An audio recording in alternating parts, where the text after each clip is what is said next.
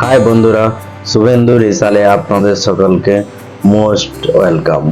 আর আমি শেফ শুভেন্দু। আজ আমি এসে গেছি একটা কোরিয়ান রেসিপি নিয়ে।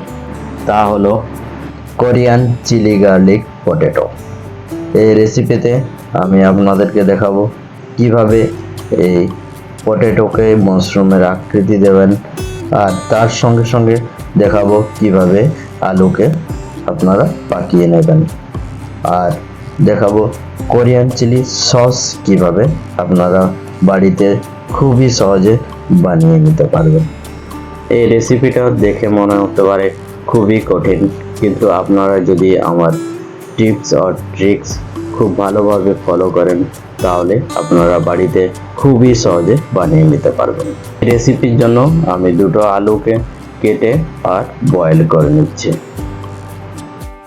আলু বয়েল হয়ে গেছে, আর আলুটাকে আমি ঠান্ডা করে নেবো একটু, যাতে আমার ম্যাশ করতে সুবিধা হয়।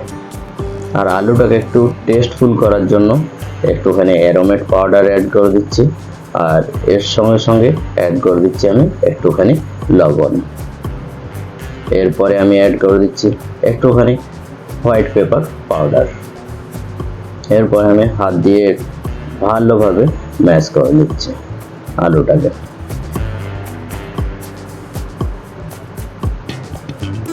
দেখুন আলুটা ম্যাশ ভালোভাবে হয়নি, এর মধ্যে দানা দানা আছে, আর একদম ফাইন চাই আমার, সেজন্য আমি এই কনিক্যাল স্ট্রেনার নিয়েছি, বা আপনারা কোনো জালিও নিতে পারেন। এভাবে এতে স্ট্রেনার দিয়ে আমি ফাইন করে নিচ্ছি আলুটাকে, যাতে এর মধ্যে একদমই দানা দানা না থাকে বা লাম্পস না থাকে। এবং একদম ফাইন হয়ে বেরোচ্ছে আলুটা, আর এইভাবেই ফাইন করে নিতে হবে আলুটাকে। এরপর আমি এর মধ্যে যতটা আলু আছে তার অর্ধেক আমি কর্নফ্লাওয়ার অ্যাড করে দিচ্ছি, 2 টিস্পুন মতো কর্নফ্লাওয়ার অ্যাড করে দিচ্ছি। এরপর আমি ভালোভাবে মিক্স করে নিচ্ছি, আর এই টাইমে দেখবেন যেন আলুটা স্টিকি না হয়ে যায়, একদমই স্টিকি হওয়া চলবে না আলুটা। আর এর মধ্যে আপনারা চাইলে একটুখানি জল বা তেলও অ্যাড করতে পারেন। আর এভাবে গোল বানিয়ে নিচ্ছি, আর বানানোর পর একটা গ্লাস দিয়ে এভাবে প্রেস করে দিচ্ছি। দেখুন একদম মাশরুমের মতো বেনে গেছে। আর এভাবে আমি বাকিগুলো বানিয়ে নিচ্ছি। আর আমি বয়েল করার জন্য জল চড়িয়ে রেখেছি, আর এতে আমি আলুগুলো অ্যাড করে দিচ্ছি। আর অ্যাড করার পর কমসে কম 15 মিনিট পর্যন্ত আলুগুলোকে আমি পাকিয়ে নেব। 15 মিনিট আমার হয়ে গেছে। এরপর আমি গ্যাসের ফ্লেম বন্ধ করে দিচ্ছি। দেখুন আলু বিলকুল পেকে গেছে, আর খুব সুন্দর একটা স্ট্রাকচারও চলে এসছে। এরপর আমি এগুলোকে এই গরম জলের থেকে বের করে আর আইস জলের মধ্যে ঢেলে দেবো। জলের মধ্যে কিছুটা আমি আইস ঢেলে দিচ্ছি, আর এই জলের মধ্যে এই মাশরুমগুলো, পটেটো মাশরুমগুলো অ্যাড করে দিচ্ছি, যাতে তাড়াতাড়ি ঠান্ডাও হয়ে যায় আর মাশরুমের আকৃতিও না বিগড়ে যায়। এরপর আমি সস বানানোর জন্য, কোরিয়ান সস বানানোর জন্য কড়াইয়ে একটুখানি রিফাইন্ড অয়েল নিচ্ছি, আর এর মধ্যে অ্যাড করে দিচ্ছি কিছুটা চপ গার্লিক। আর এই গার্লিকটাকে একটু ভালোভাবে ভেজে নেব, যাতে হালকা গোল্ডেন ব্রাউন কালার চলে আসে গার্লিকটা। দেখুন হালকা গোল্ডেন ব্রাউন কালার চলে এসছে। এরপর এর মধ্যে আমি অ্যাড করে দিচ্ছি কিছুটা রেড চিলি সস।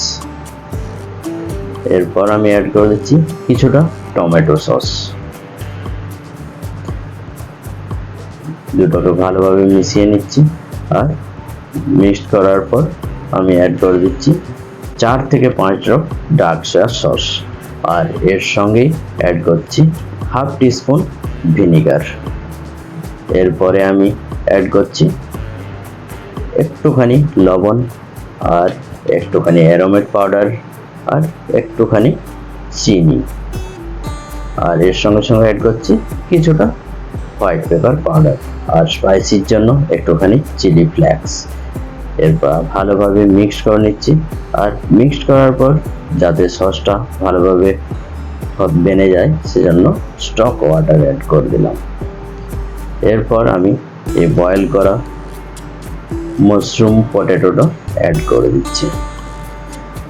এর উপর থেকে আমি অ্যাড করে দিচ্ছি কিছুটা স্প্রিং অনিয়ন, আর তার সঙ্গে সঙ্গে কিছুটা রোস্টেড সিসাম সিড। এরপর আমি হালকা হাতে ভালোভাবে একটু টস করে নিচ্ছি যাতে ভালোভাবে মিক্সড হয়ে যায় সসটা আলুর মধ্যে। বাস আমার তৈরি কোরিয়ান চিলি পটেটো। তাহলে বন্ধুরা, আপনাদের যদি এই রেসিপিটা ভালো লেগে থাকে তাহলে বাড়িতে অবশ্যই ট্রাই করুন। আর ট্রাই করার পর আপনাদের কেমন বেনেছে সেটা আমাকে কমেন্ট করে অবশ্যই জানাবেন। আর তার সঙ্গে সঙ্গে লাইক শেয়ার অবশ্যই করুন। আর এরকমই নিত্য নতুন রেসিপি পাওয়ার জন্য সাবস্ক্রাইব অবশ্যই করুন। বাই বাই, সুস্থ থাকুন, ভালো থাকুন।